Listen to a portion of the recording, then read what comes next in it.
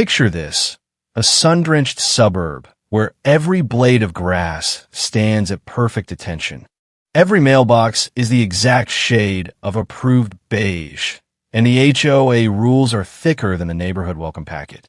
Welcome to Oakwood Estates, the kind of place that looks like a postcard until you realize the real monster isn't the property taxes. It's Karen Brooks, the self-appointed queen of the board. Clipboard always in hand, smile sharper than her acrylic nails.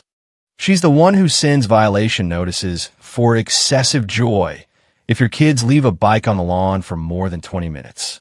She's the one who calls emergency meetings because someone dared to fly an American flag 2 inches too high.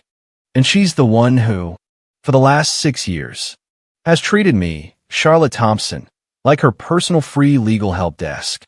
I'm 36, civil litigation attorney, the woman who actually reads the fine print while everyone else just nods.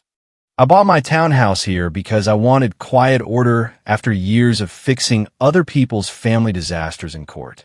My place is paid off, spotless, and, according to Karen, perfectly compliant.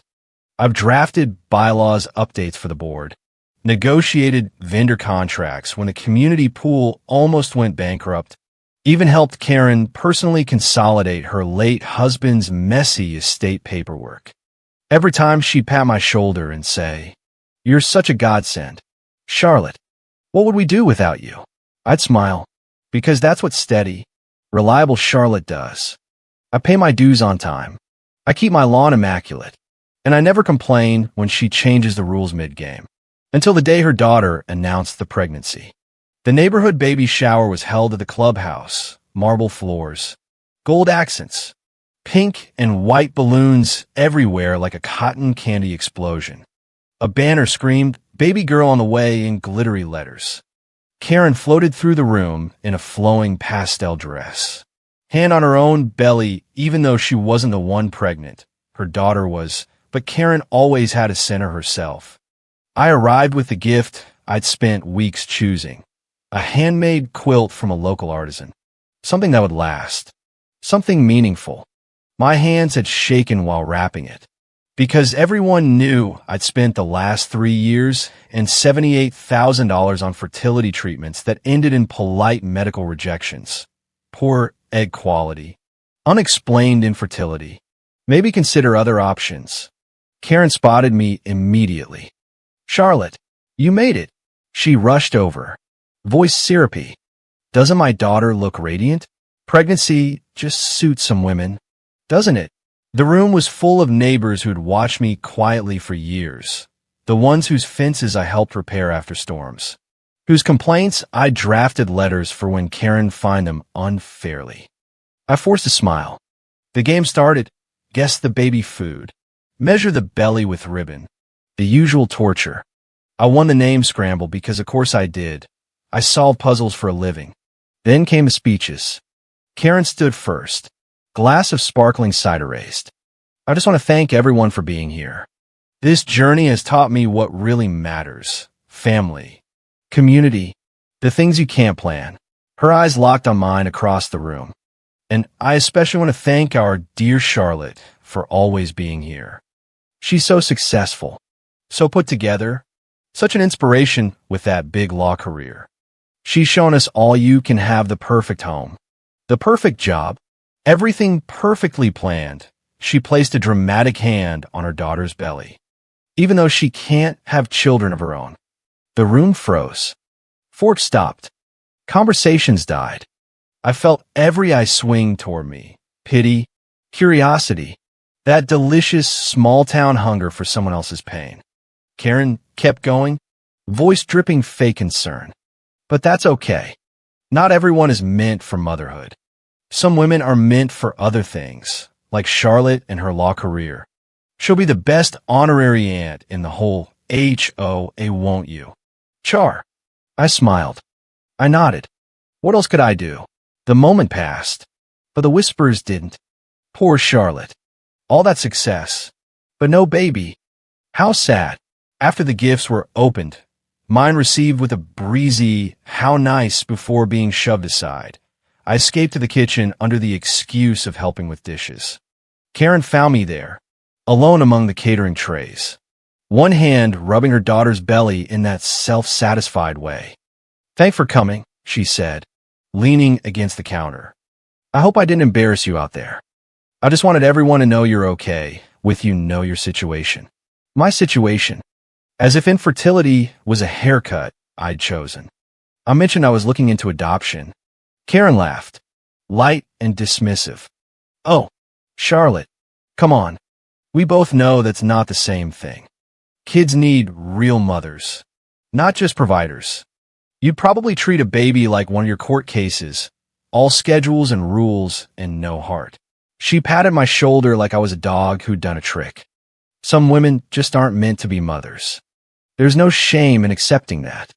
Maybe it's nature's way of saying you're meant for other things.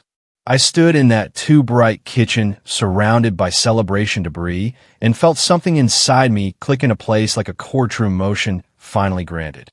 All those years of being the reliable one, the one who fixed HOA messes, paid for legal work no one else wanted to do, showed up with a smile and a check. All of it condensed into this casual cruelty dressed up as concern.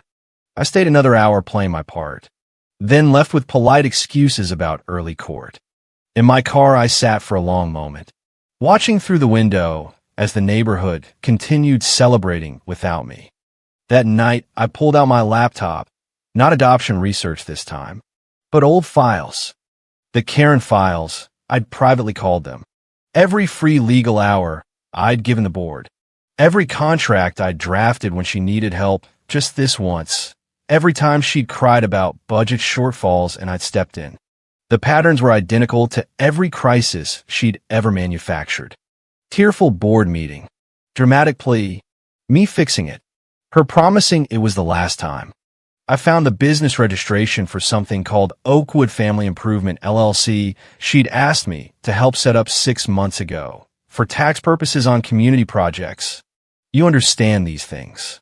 I drafted the operating agreement. Registered address? A UPS store. Sole member? Karen Brooks. Why hadn't any other board members been listed if it was truly community? My laptop battery died. I moved to my home office and kept digging until sunrise. By the time the sun came up, my dining table was covered in evidence of a pattern I'd been too close, or too willing, to see. Every bailout, every fix, they weren't random. They were choices. Karen's choices, enabled by my free labor and my misplaced sense of neighborhood duty. Then my phone buzzed. A text from Karen. "Thanks for coming yesterday. You're such a good neighbor." I stared at the words. Good for what exactly? Good for money. Good for fixing problems. Good for being publicly humiliated while keeping a smile. I set the phone aside and looked at the papers. Somewhere in this mess, there was more. That lawyer instinct screamed that opposing counsel was hiding something. Only this time, the opposing counsel wore pearls and ran my neighborhood. The email hit my inbox on a Tuesday while I was reviewing a client deposition. Sender, my credit union fraud department. Subject line, urgent, unusual activity on your account. My stomach dropped. I clicked. They detected an application for a home equity line of credit against my paid-off townhouse. $45,000. Co-borrower listed, Oakwood Family Improvement LLC. My signature, except it wasn't mine. I called the fraud department immediately. Voice steady even as rage boiled. The rep sounded confused. The application has all your information. MS. Thompson, Social Security, mother's maiden name, previous addresses. Submitted online 3 days ago from a Pennsylvania IP. I demanded every document. While I waited, I reopened the Oakwood LLC file. The pieces snapped together like a closing argument. A shell company I'd helped create. My personal data, a loan I never applied for. The documents arrived in an hour. Printed and spread across my desk. The forgery stared back at me, close enough to fool a quick glance. But the C in Charlotte curved wrong. Pressure points didn't match. The purpose listed, investment property renovation for the HOA contact email, a fake account one letter off from mine. Karen had practiced my signature while smiling in my face at the baby shower. My phone rang. Karen. I let it go to voicemail, then played the message. Hey, Char, just wanted to thank you again. Also, quick question about that business thing you helped me set up. Call me back. I called back with the recorder running. Legal habit. She sounded breathless and happy. So that LLC thing, I might have put your name on something by accident when Marcus, my son-in-law, was helping with forms. You haven't gotten any weird emails, have you? The lie slid out so easily. I could picture her innocent face, the one she perfected while fining neighbors for breathing wrong. What kind of emails? I asked. Voice neutral. Oh, just business stuff, credit applications, or whatever. If you do get anything, just ignore it. It's probably a mistake. She hung up before I could respond, tossing out a breezy, love you, like those words meant anything from someone trying to steal my home. I stood, walked to my filing cabinet, and pulled out a fresh folder. Labeled it clearly, Karen Brooks. Fraud. Forgery. 2024. Inside went the loan documents, printed emails, and a typed transcript of our call. Then I scrolled my contacts until I found James Patterson, former colleague, now a white-collar prosecutor. James, it's Charlotte Thompson. I need a favor. Recommend a good fraud investigator who handles neighborhood situations delicately. Because the old Charlotte, the one who fixed everything quietly, had died somewhere between that kitchen pad on the shoulder and a forged signature on a $45,000 loan. This Charlotte was done being the good neighbor. The private investigator James recommended was Rebecca Chun, former forensic accountant who looked more like a soccer mom than a bloodhound. We met at a coffee shop in town. HOA fraud is more common than people think, she said, reviewing my documents. The power imbalance makes victims hesitate.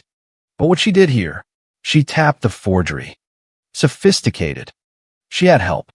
Her son-in-law runs those urgent care clinics. I'll look into both. Over the next 3 weeks, Rebecca worked quietly while I maintained the facade. I responded to Karen's texts with careful distance. Attended a board meeting where she complained about rising costs for baby-friendly community events. Even sent a congratulations card when ultrasound photos hit the neighborhood Facebook group. Meanwhile, Rebecca uncovered a web that turned my stomach. Karen and her family have done this before, she told me at our second meeting, sliding a folder across the table. Not to neighbors, until you. Marcus has a pattern of shell companies. Loans, then dissolving before creditors catch up. He's been sued twice. Karen's listed as officer in 4 different LLCs, all registered at UPS stores. She's been the clean face for his schemes. Her credit was trashed, so she targeted yours. The timeline showed they started right after I mentioned adoption research at a board meeting. While I researched agencies, Karen had been practicing my signature. What's our next move? I asked. Rebecca smiled. We document everything. Then we give her a choice. The documentation took another 2 weeks, bank records, filings, a paper trail straight to Karen and her son-in-law. Rebecca even found 2 more loan applications in progress using variations of my information. I hired a second attorney, Catherine Mills, fraud specialist with 0 patience for neighborhood drama. Criminal or civil, she asked. Both options ready, I said. I moved my banking, froze my credit, changed every password. Then I gathered every receipt of free legal work I'd ever given the HOA. Total $137,000 over 6 years, not counting the $45,000 she tried to steal. I organized it into a single file with highlighted statements, annotated contracts, a timeline of entitlement. At the bottom, I placed 2 documents. A civil complaint seeking $182,000 plus interest and fees, and a criminal complaint for fraud, forgery, identity theft. I signed both, my real signature, had them notarized, but didn't file. Not yet. Instead, Catherine drafted a settlement agreement offering full restitution, a public acknowledgement in the HOA newsletter and 3 local papers, and permanent cessation of contact. You sure? Catherine asked. Once you serve this, family or neighborhood dinners get awkward. I thought about the baby shower whispers. They're already awkward. At least now they'll be honest. The process server delivered on a sunny Wednesday at 2:15 p.m., exactly when neighbors were out walking dogs. I knew because Karen called 17 times in the next hour. I let them all go to voicemail. The text started, "What the hell is this? Charlotte, answer your phone. This has to be a mistake. I'm about to be a grandmother." Then the call from Karen's mother. Another board member, Charlotte Thompson. "What have you done? She's hysterical. The stress could hurt the baby. Did she tell you why I'm suing her?" I asked calmly. She said some misunderstanding about a business loan. It's not a misunderstanding. She forged my signature to steal $45,000 using my home as collateral. Silence. Then the classic defense. But she's about to be a grandmother, as if pregnancy granted a license to commit federal crimes. "I'm aware," I said. "That's why I'm offering a settlement instead of going straight to the police." Mom gasped. "The police? Charlotte, you can't be serious. Identity theft is a federal crime." "Ma'am, I'm being generous." The meeting was scheduled for Friday at Catherine's office, neutral ground. No HOA advantage. Karen arrived with her son-in-law Marcus and her mother, looking perfectly put together in designer maternity wear for her daughter, even though she wasn't pregnant. Only her eyes darted like a trapped animal. Catherine started the recording with everyone's consent. Then she laid out the evidence methodically. Forged documents projected on the screen in high definition. Shell company filings. Rebecca's findings on Marcus's past schemes. The total, $137,000 in prior help. "This is ridiculous," Marcus blustered. "These are community documents." Charlotte agreed to help.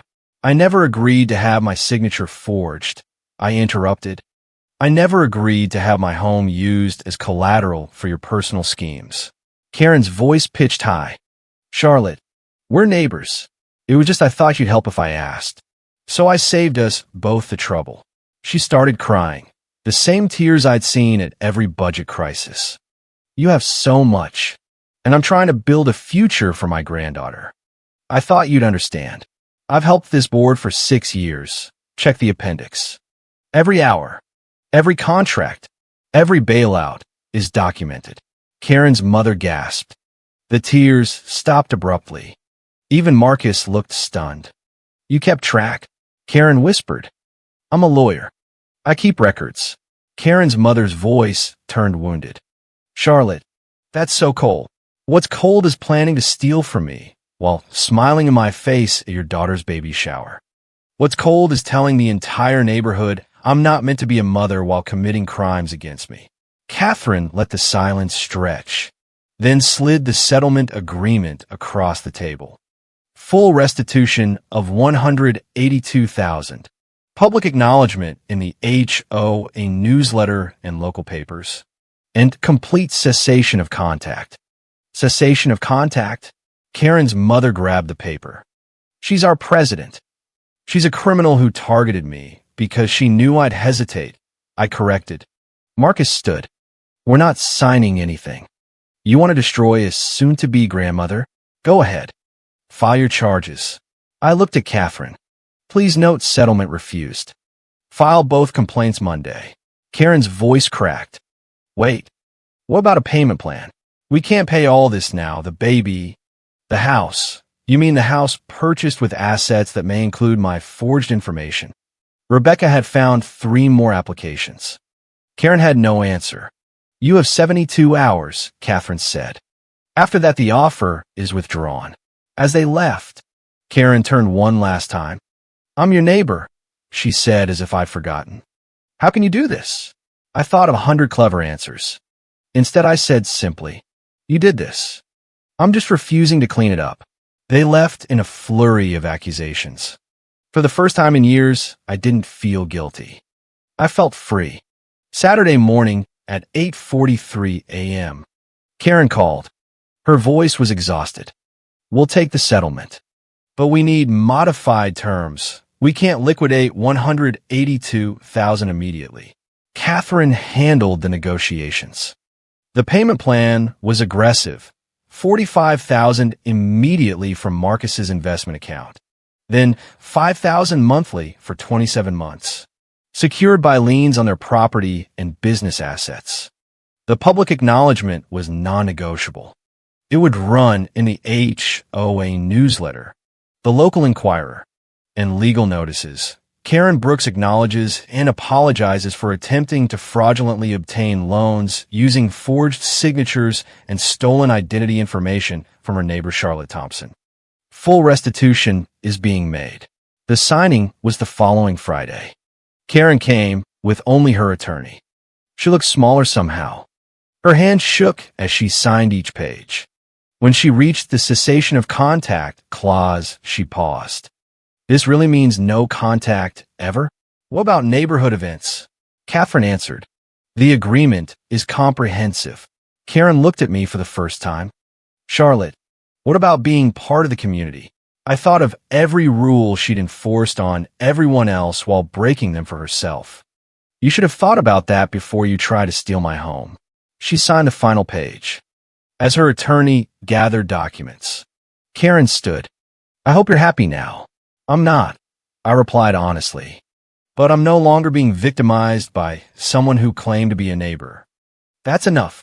The notices ran the following week, small but visible to anyone who cared to look. The neighborhood exploded. My phone filled with messages I didn't answer. The HOA Facebook group removed me. But something unexpected happened too. My adoption attorney called. Charlotte, I saw the notice. I want you to know this doesn't hurt your application. If anything, it shows you're willing to protect yourself and any future children from harmful relationships. That's actually a positive quality in a prospective parent. I sat looking at the adoption paperwork. I'd paused during the chaos. Maybe Karen had been right about one thing. Some women weren't meant to be mothers. But she'd been wrong about which category I fell into. The first payment hit my account on schedule. Then the second. Each one an automated notification. No personal contact needed. I had my accountant route the funds into a separate account. Blood money, but also justice. 2 months later, Rebecca told me Karen's daughter had given birth. The announcement was smaller than expected. No big HOA newsletter splash.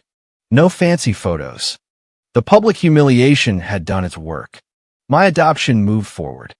Home studies, interviews, endless paperwork I attacked with the same precision I once used to clean up Karen's messes. But this time, I was building something instead of fixing someone else's broken rules.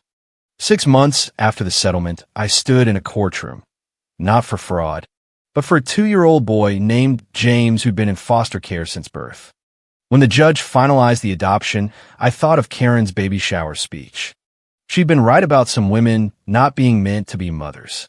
Women who saw children as accessories, who used family as shields, who believed rules applied to everyone but themselves. But I wasn't one of them. As I carried my son out of the courthouse, my phone buzzed with another payment notification.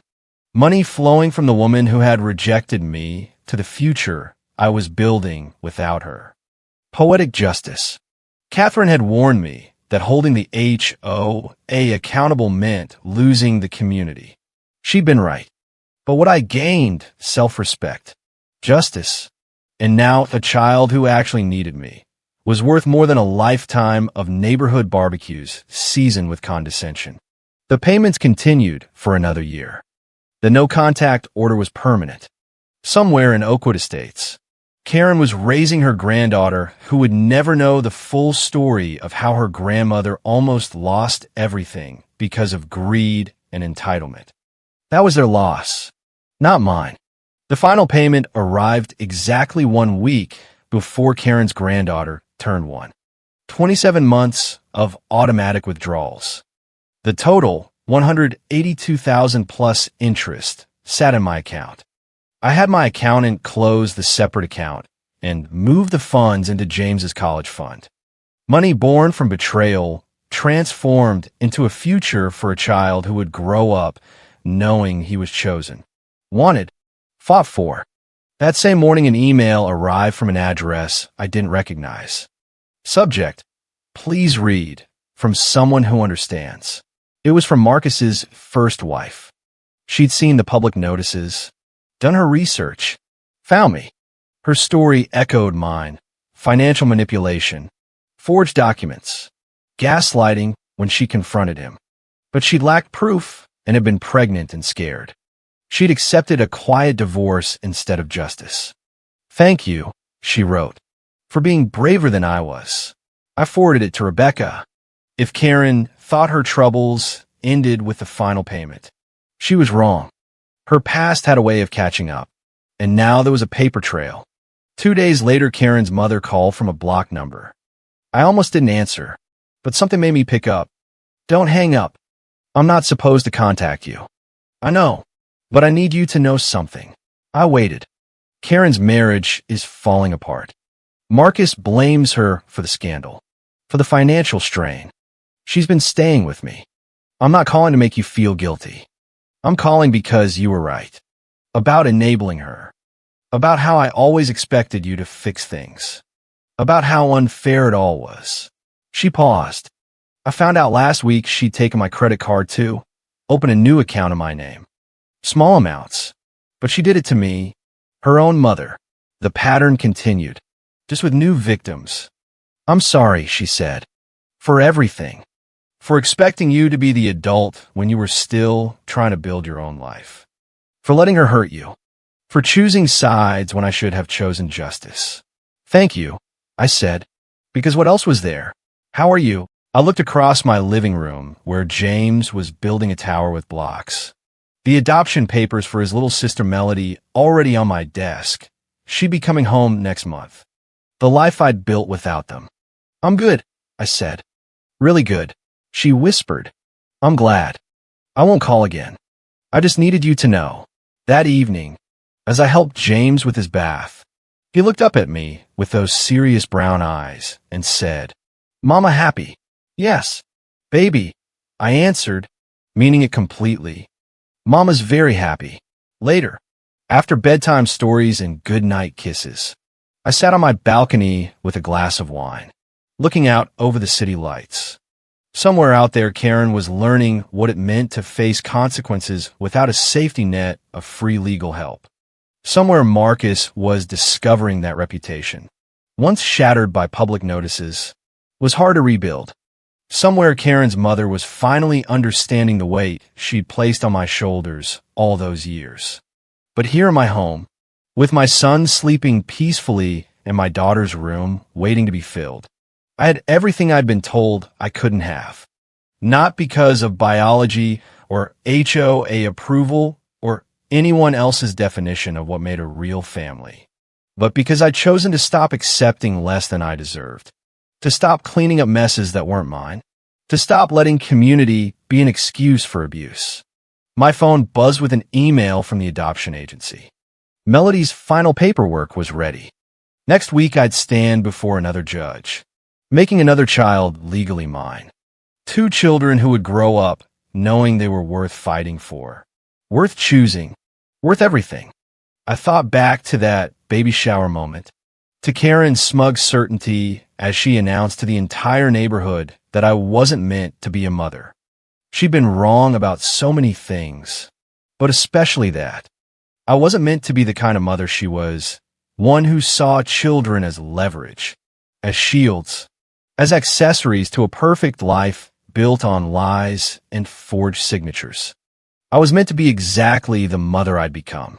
One who understood that love was an obligation, that family wasn't forced neighborly smiles, That sometimes the best thing you could do for everyone involved was to simply stop enabling the dysfunction and walk away. The city lights twinkled below, full of other people's stories, other people's HOA nightmares. But up here, in my earned peace, with my chosen family sleeping safely inside, I had written my own ending. It wasn't the ending anyone had expected, not the forever compliant neighbor cleaning up every mess, not the bitter single woman hovering at the edges of block parties, not the victim of another HOA betrayal too embarrassed to seek justice. It was better. It was mine. I raised my glass to the night sky, to choices made and prices paid, to the community I'd lost and the family I'd found. Some women, I whispered to the stars, are meant to be mothers on their own terms. And I was finally completely at peace with mine.